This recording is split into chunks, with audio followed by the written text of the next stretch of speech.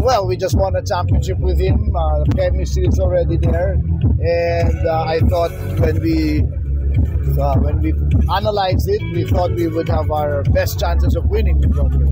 Obviously, I'm honored this late in my career to have a company and a brand like Daily Fantasy to basically acknowledge my contribution and my value to Philippine basketball. I think it's a nice feather in my cap.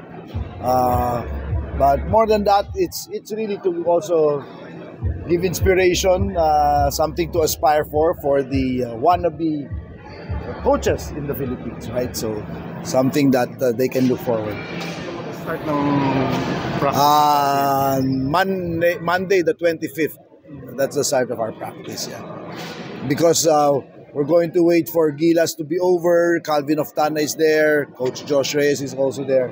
So we want to make sure the players are complete before we resume our practice.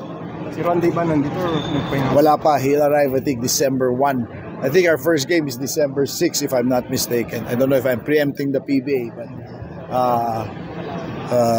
that's the schedule that we have so far. Yeah, we're still in the lookout. We're on the lookout always. Like I said, if we can find a really good 6'10", 6'11" guy, then we'll definitely consider him. But for now, with the options that we've seen, we have some really good 6'8", 6'9" prospects. But kung ganong height din lang, Ronde na lang kami. Coach, in the spirit of fantasy, can you name some players that you would have on your NBA fantasy? Oh, very easy. Obviously, the top players in the NBA are a no-brainer, but I'd like to take a look at the kind of up-and-coming players, not the established superstars. For example, Dyson Daniels, I think, is leading the league in steals. Yan, mga ganyan, mga gusto ko mga players that these are the kind of diamonds in the rough that I like to see. I mean, we can see what's his name, see Powell now, the way he's playing. I like to shy away from the established names when doing that. I don't want to spill my secrets because I'm going to be involved in a challenge against a lot of people playing daily fantasy. So. Kung may PBA fantasy type, sinong PBA fantasy type mo? Madali na yun. Alam na naman natin sino yung all-star ng PBA. But I think in the PBA, they do it differently. So, again, we have to be able to, I have to keep my cards close to my chest.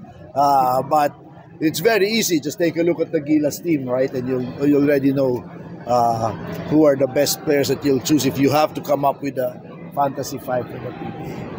Coach, at this point of your career, hopefully we can inspire the young up-and-coming coaches. You know that I give a lot of free clinics to coaches who don't have the resources to spend to attend the other more high-priced, expensive clinics. So that's really an advocacy of mine. So hopefully by doing this, we can again help further that advocacy.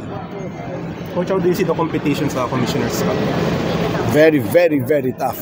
Kasi we already see the teams beefing up.